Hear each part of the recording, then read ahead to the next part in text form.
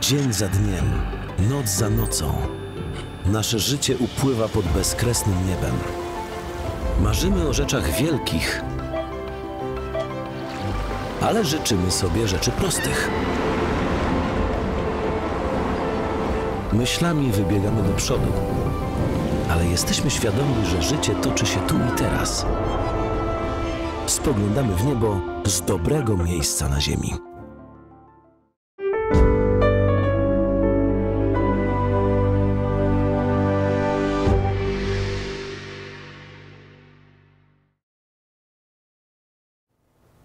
Minęła godzina 14:15, a to znak, że jest już u nas pani profesor Monika Zalewska, czyli nauczycielka języka angielskiego. To będzie lekcja dla klasy trzeciej Liceum Ogólnokształcącego. Moi drodzy, ale zanim ją rozpoczniemy, to jeszcze chciałbym was zachęcić do pewnej zabawy. Bawicie się już z nami troszeczkę w to, tak żeby rozluźnić, tak żebyśmy troszeczkę was również poznali.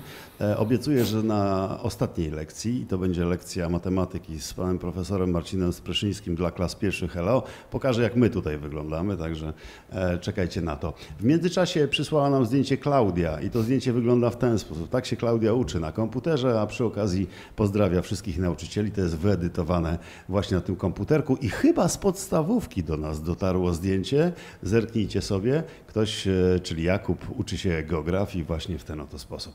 Okej, ale przed nami lekcja języka angielskiego. Zapraszam bardzo serdecznie pani profesor Monika Zalewska. Dzień dobry. Hello everybody, welcome back to my classroom. This topic has appeared in a lot of people's comments and a lot of people's requests, the passive voice. So this is what we're going to do today. We're going to talk about passive voice and different aspects of passive voice. This is something that always appears in different examinations. It doesn't matter if it's first certificate or if it's advanced, so CAE, or if it's proficiency, or if it's a mature examination. And a mature examination meaning the extended level, obviously. It appears very often in transformations especially. So it's actually very good to know passive voice, and this is what we're going to cover today. And I'm going to give you a little bit of homework at the end as well. Okay, so the basic structure of passive voice, that's very important to remember. And this is what you have to remember, this structure, this is the most important thing to know, okay? You have a normal active sentence in English saying Jane bought a book. You have subject, verb, and object. What happens when you turn it into passive voice is you change the order of words. So your subject of the sentence, so Jane, becomes the agent of the passive sentence. Your object of the active sentence, so a book, becomes the subject of your passive sentence. And what do you have in the middle? In the middle, you always have the verb to be in the same tense as your first sentence, so as your active sentence.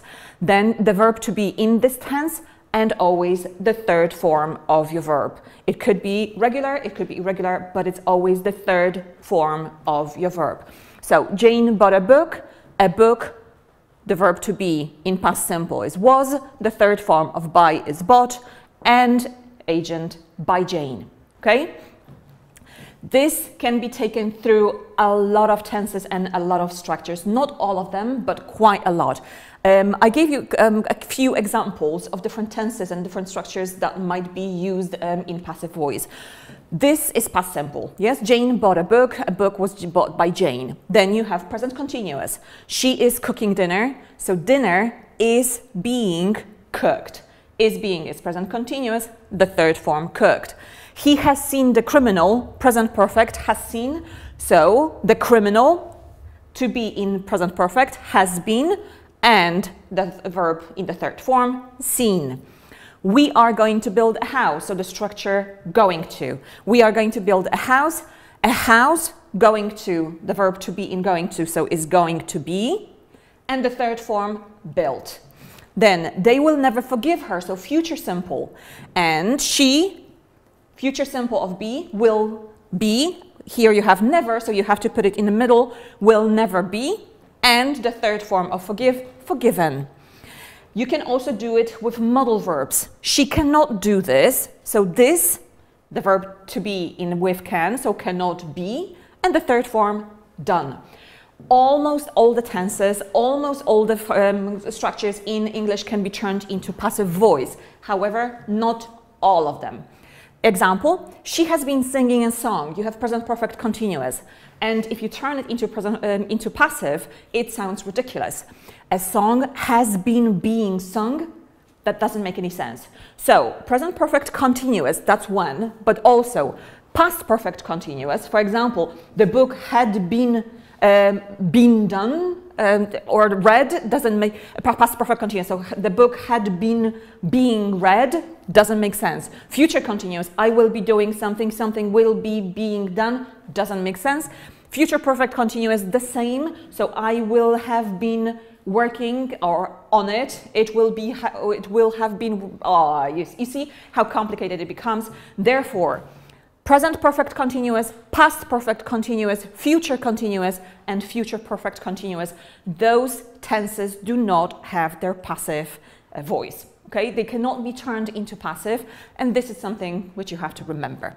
Okay, what can be turned into passive? Basically, almost all of the transitive verbs. Transitive verbs meaning verbs that take an object. Because if you don't have an object, I woke up, then you can't turn it into passive, yes? Unless you have an object. But some verbs that are intransitive, that don't require an object, they don't form a passive voice. You need an object. So if a verb has an object, it can be turned into passive. Very few exceptions in English. Later on. Now have a look. If there is a verb, there is an object, sometimes the sentence sounds strange in Polish, but it sounds perfectly okay in English. Sentences like, for example, my child is read to every night. It would sound ridiculous in Polish if you said that in Polish, but it sounds okay in English. Remember also, before I forget, the preposition. Prepositions have to be kept in the passive voice. You can't forget about them, because if you then say, my child is read every night, then the sentence basically means that you read a child. I don't know, maybe they have a lot of tattoos on themselves, but it doesn't make any sense, yes? One of my favorite sentences that can be used in passive in English, but would sound completely ridiculous in Polish, is the second one. There is a story about this gold-haired girl who gets lost in the forest, then finds a house, and 3 bears live there, the papa bear, mama bear, and the baby bear. And she tries their food, she tries their drinks, she tries their chairs, and she sleeps in their beds, or tries to sleep in their bed. Now, imagine Mama Bear coming back home, all the bears coming back home, and Mama Bear stands over her bed and says, my bed has been slept in. This is something that would never be translated into Polish, because it doesn't make any sense in Polish, okay? But it can be said in English. This also proves that generally passive voice in English is much wider in its use than in Polish. We would never use passive in those situations. They do in English, and it makes perfect sense. The exceptions I was telling you about, so the verbs that shouldn't be used in passive voice and can't basically be used in passive voice, but they are transitive, so they have their own objects, are, for example, have, suit, or fit. Yes? For example, I have a house. A house is had by me. No sense. Yes? You can say a house is owned by me, but not had. It's that this dress suits you. You are suited by the dress, doesn't make any sense. So there are very few verbs in English that cannot be turned into passive, but they do exist. What else is really strange in English is the fact that there are in English a lot of verbs, in Polish as well, but there are a lot of verbs that have 2 objects. And, for example, bring, send, tell, show, teach, read. For example, I brought her a present, her and a present. I sent him a postcard, him and postcard. I told him the truth, him and the truth. So there are always 2 objects with those. And the surprising thing in English is that those verbs, if they have 2 objects, they form 2 different passives. So you can form the passive with me and the present, or him and the truth, and so on and so on. Example, Jane bought me a present.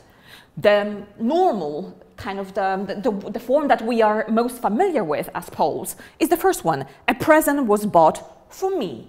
But the English can also form a second passive from starting with the second object, so me. So I was bought a present. And this, again, would not be translated into Polish as anything normal. Ja zostałam kupiona prezent. That would possibly be turned into something kind of impersonal. Zostałam obdarowana or something like that. But it's, you change then the buy into being kind of given, yes? So you change that completely. If a verb has two different objects, then in English you can form two different passives. Don't be surprised if you have Jane bought me a present, and then you have the beginning of your transformation with I. Yes, it is possible to turn this sentence into passive voice with this object as the subject of the passive sentence, okay? One more sentence to discuss on this transparency. You have the window was broken by a boy with a brick. So you use by with an agent and with a tool. Okay? So far so good, I hope. The most important to remember so far are this structure.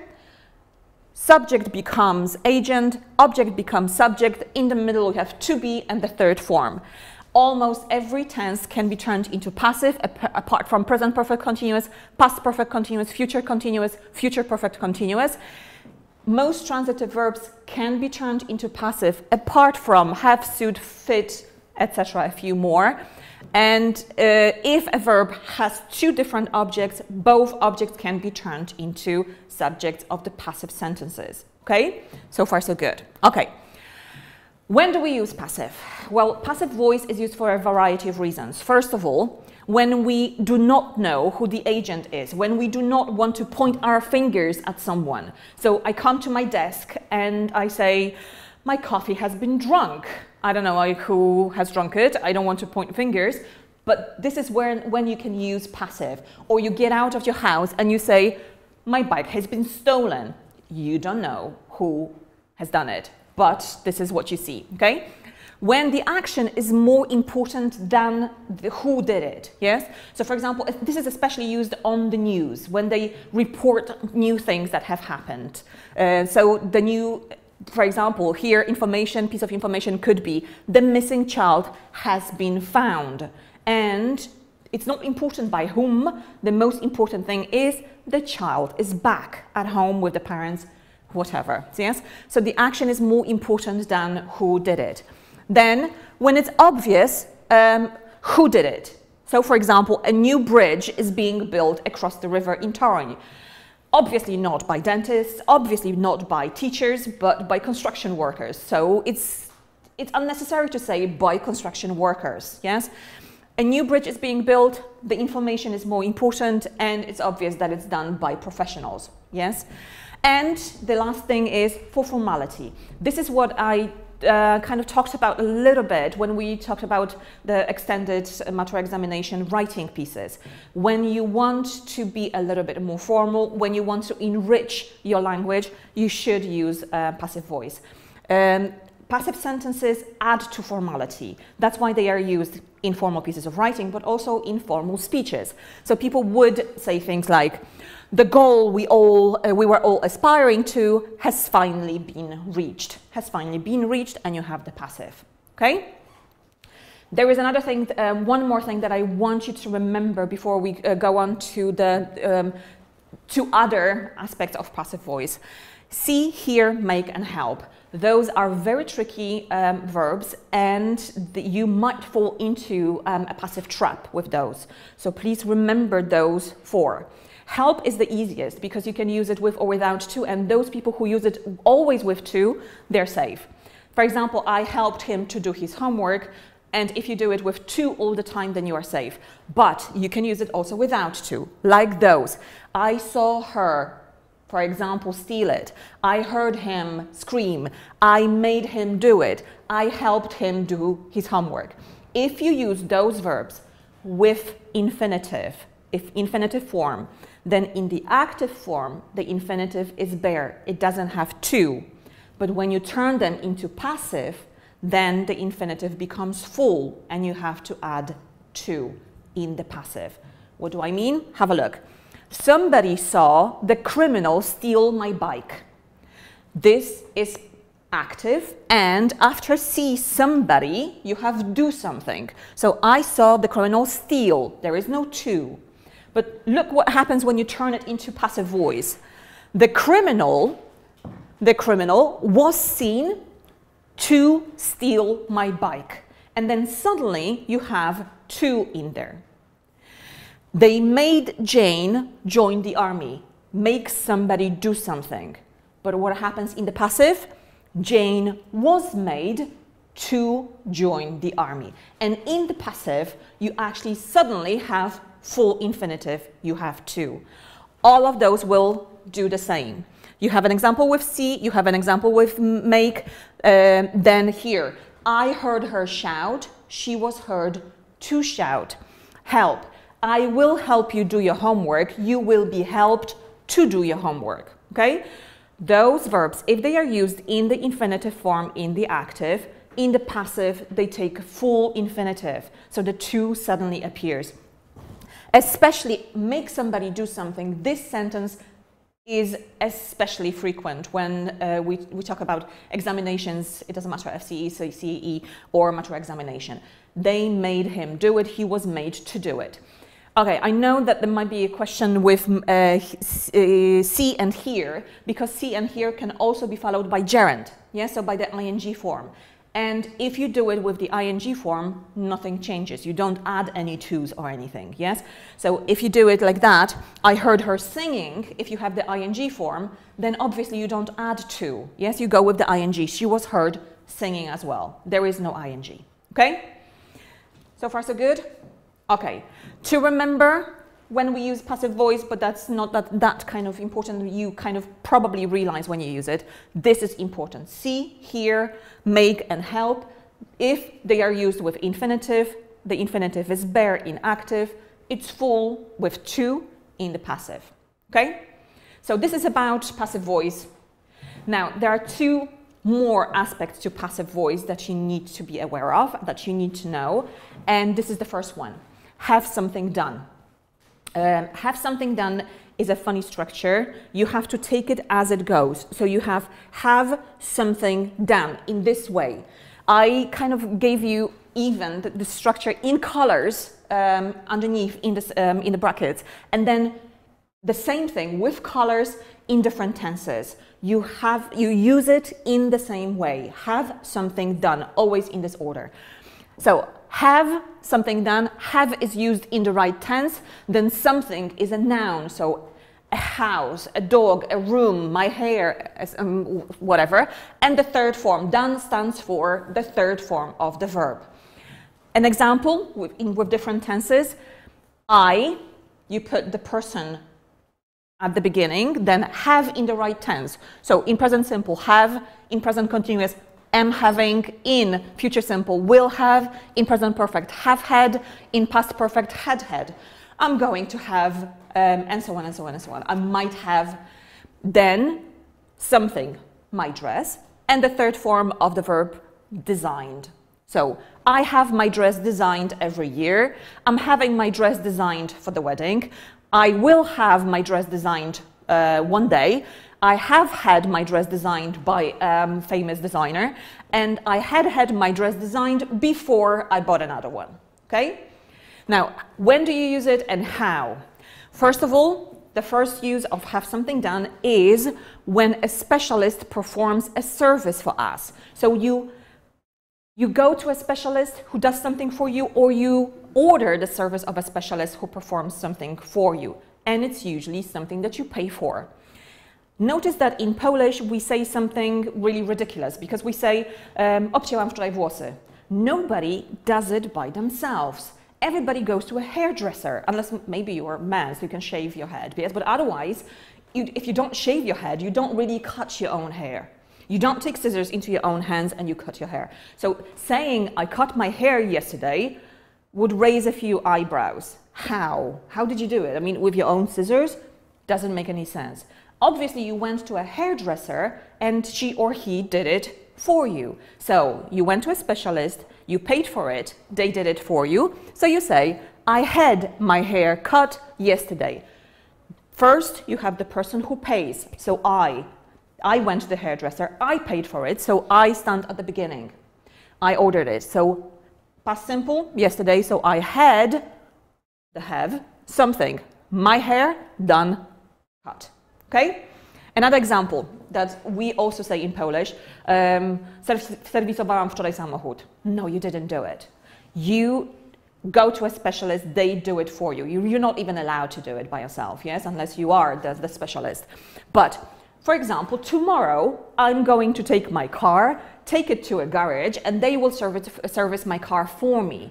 A very long sentence, yes? So you can basically shorten it very, very quickly using have something done. You pay for the service, a specialist looks at your car, services your car, yes? If it is for the future, then tomorrow it's planned, so have.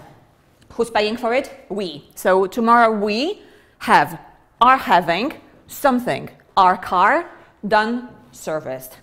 Tomorrow we are having our car serviced, okay? I gave you another example just to give you different tenses. Present perfect as well. He ordered the service of painting his room. So a painter came, painted the room. So you can say he has just had his room painted. Present perfect seems to be the most difficult with have something done because you seem to be forgetting that have in here has to be put into present perfect operator and verb. So he has had, I have had. Yes, we have had something done. Okay? There is the second use of this structure, and the second use is when something unexpected and usually really unpleasant happens to you. So, for example, you travel by bus, you get out of the bus and you say, I have just had my purse stolen. That means something unexpected, unpleasant happened to you. You don't know who did it. So you can just use have something done and say, I have just had my purse stolen. Or last weekend, John went to a disco and he got into a fight and had 2 of his front teeth knocked out in a fight. Unexpected, unpleasant. So have something done, remember the structure. The first word in the sentence is always the person who orders the service or who this something happened to, okay? So I or he or she, whoever pays for the service, then have in the right tense, will have, I'm going to have, I am having, I have had, I had something, whatever, my car, and then third form serviced. Very often used, very good to use, because ridiculous sentences like in Polish, obcięłam sobie wczoraj włosy, they do not make sense in English. I had my hair cut yesterday, and you have everything in there. The hairdresser, the service, the paid, the fact that it was paid for, okay? And the last thing, impersonal constructions. There are a lot of those sentences, silly sentences that you start with somebody. Somebody said, or there is this rumor kind of going round about somebody. To avoid all this, you can use this impersonal construction, yes? Instead of saying, they say that she has a lot of money, meaning who are they? Who are we talking about? Instead of saying they, because this is really unidentified, you can use this structure, the impersonal construction. And let me show you how it works. They say that she has a lot of money. This is a piece of gossip about her. So you can put her at the beginning, then use the same verb as in the first one. So they say, so she is said, and then you have present tense, to have a lot of money. First of all, it's used to avoid saying somebody, the police, they, the press. You avoid all of that. Second of all, it's used in transformations, and when it is used in transformations, you have to pay attention to 2 things in your sentence, the sentence that you are given. First of all, the verb. They say, they believe, they report, they think, they allege, they whatever, yes? They rumor, yes? But That's the first thing. The second thing that you have to pay attention to is the tense. She has, so present tense, then is working, so present continuous, then made, so past simple or any past tense, and then past continuous. She was cooperating, so a past continuous tense. And what you have to do is use one of those four forms. To do, to be doing, to have done, to have been doing. So let's do it. They say that she has a lot of money. So she is said, because say, present simple, to do, so to have a lot of money. Present continuous, they believe she is working for the government now. So she, believe, is believed. You have present continuous, to be doing, so to be working for the government now. Okay? And you have the continuous tense. The press report that she made her money illegally. So she, you have report, so she is reported. You have a past tense, so to have done, to have made her money illegally. They think she was cooperating with international criminals in the 90s. So think, she is thought, past tense and continuous. So to have been doing, to have been cooperating with international criminals in the 90s. Okay? Now the first form, to do, works for the present simple and the future tense, also simple. Okay? The second form, to be doing, works for present continuous or future continuous. She will be singing at the concert, so she is rumored to be singing at the concert. Yes, you can use that. So present and continuous, present and future tenses. All the past tenses in their simple forms are used with to have done, so past, present perfect, past simple, and all the past tenses, continuous ones are used with the last one, so to have been doing. Okay? Just quickly, one more time. Instead of saying people say, you use this impersonal construction, and you have to pay attention to the verb, say, believe, report, think, and then the tense. They say she has a lot of money, she said to have. They believe she's working, so she is believed to be working. The press report that she made, so she is reported to have made. They think she was cooperating, so she is thought to have been cooperating. It is a very, very elegant structure. It avoids this clumsy structure, somebody or people or whatever. Yes, they say, they believe, whatever. This is something that you should use, and this is definitely used in mature examination in FCE, CAE, or those international exams. So this is something to remember. Okay, the last slide is actually your homework. So you have 5, 4, and 4. So a set of 8 and 5, that's 13 sentences.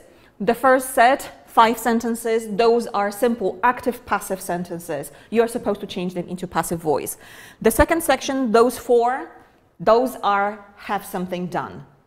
And the last section from 1 to 4, this is the section which concerns the impersonal constructions that I told you just a second ago about. Okay? Do them at home. On Wednesday, we're going to start with this exercise, and you will be able to check your answers to it. Okay. Czy mamy jakieś pytania? Nie mamy pytań. Dobra. Bardzo bym prosiła, jeżeli możecie, żebyście dali mi znać, co chcecie jeszcze. Pamiętam, że jeszcze było reported speech, pamiętam, że jeszcze dużo osób mówiło o czasach, więc reported speech on Wednesday. Ale fajnie by było wiedzieć, co jeszcze jest dla Was ważne, co byście chcieli jeszcze zrobić na tych zajęciach, co mam jeszcze wytłumaczyć. Okay, I'm looking forward to seeing you on Wednesday, and hopefully, please let me know what you would like to, what you would like me to explain to you. Thank you very much. Bardzo dziękujemy. Pani profesor Monika Zalewska. Oj, ależ to szybko idzie, pani profesor, ale dobrze. Można w slow motion później to wszystko oglądać i będzie wszystko jasne i przyjemne. Moi drodzy, bardzo dziękujemy. To była lekcja języka angielskiego. Ja sobie pozwoliłem, pani profesor, zrobić zdjęcie A to dlatego, że dzisiaj wciągamy troszeczkę naszych uczniów do tego, żeby pokazali, w jaki sposób oni pracują i w jaki sposób wygląda ich miejsce pracy, biurko, komputer, smartfon, tablet czy cokolwiek i czy robią notatki i czy się rzeczywiście pilnie uczą. Tak wygląda zdjęcie z mojej perspektywy. Zobaczcie sobie, pani Monika z tyłu, gdzieś tam z przodu, może w ten sposób pracuje z wami. Myślę, że to fajny taki czas, żebyście mogli się też pochwalić, w jaki sposób wy po prostu pracujecie. Pani profesor, bardzo dziękujemy. Ja dziękuję też bardzo. Do zobaczenia. Do zobaczenia.